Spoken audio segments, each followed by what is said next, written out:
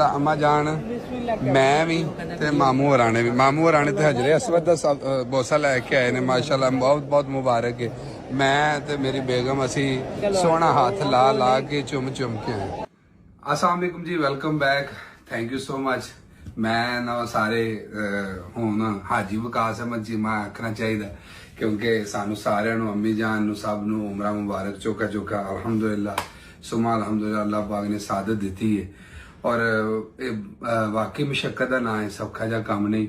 अम्मी जान की तबीयत थोड़ी जी नासाज हो गई है, वो लम्बे पै गए ने अपने रूम में। तो मैं कोई गल नहीं, आराम फरमाओ तुसी। ते रात का वज गया 1 तो जनाब मामला जड़े ने ना हुण असी थोड़ा बहुत खाना शाना खा के ते सीधे बदले हुए हैं।